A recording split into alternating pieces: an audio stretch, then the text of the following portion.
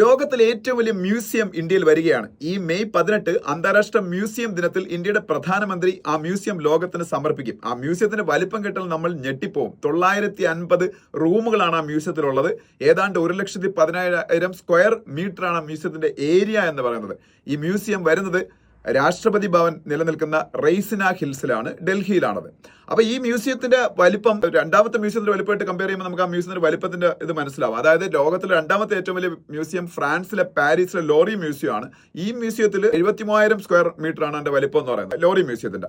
അവിടെയാണ് ലോക പ്രശസ്തമായ മൊണാലിസ പോലുള്ള ചിത്രങ്ങളൊക്കെ പ്രദർശിപ്പിച്ചിരിക്കുന്നത്. അവരുടെ സഹകരണത്തോടു കൂടിയാണ് നമ്മൾ ഈ മ്യൂസിയം ഉണ്ടാക്കുന്നത്. നമ്മളുടെ ഈ നിലവിൽ വരാൻ പോകുന്ന ലോകത്തിലെ ഏറ്റവും വലിയ മ്യൂസിയത്തിന്റെ പേര് യുഗീൻ ഭാരത് എന്നാണ്. അതായത് എവർലാസ്റ്റിംഗ് ഇന്ത്യ എന്നുള്ളതിന്റെ സാൻസ്ക്രിറ്റ് വേർഡാണത്. അപ്പൊ ഇവിടെ പ്രദർശിപ്പിക്കുന്നത് കഴിഞ്ഞ 5000 വർഷത്തെ ഇന്ത്യയുടെ ചരിത്രമാണ്. അതായത് ഇന്ത്യയുടെ ചരിത്രം നമുക്ക് ആ മ്യൂസിയത്തിൽ കൂടെ അറിയാൻ പറ്റും. നമ്മൾ ഈ ലോകത്തിന് നൽകിയ സംഭാവനകൾ, സയൻസിലും മാത്സിലും അതുപോലെ നമ്മളുടെ മറ്റ് സാംസ്കാരികമായിട്ടുള്ള സംഭാവനകൾ, അതെല്ലാം ആ മ്യൂസിയത്തിൽ പ്രദർശിപ്പിക്കും. ഈ 950 റൂമുകളുള്ള ഈ മ്യൂസിയം ഒരു ദിവസം കൊണ്ട് ഒരാൾക്ക് കണ്ടു തീർക്കാൻ പോലും പറ്റത്തില്ല. അപ്പൊ ലോകത്തിലെ ഏറ്റവും വലിയ മ്യൂസിയം യുഗീൻ ഭാരത് ഈ മെയ് 18 റെയ്സിന ഹിൽസ് ഡൽഹിയിൽ രാഷ്ട്രത്തിന് പ്രധാനമന്ത്രി സമർപ്പിക്കുന്നു.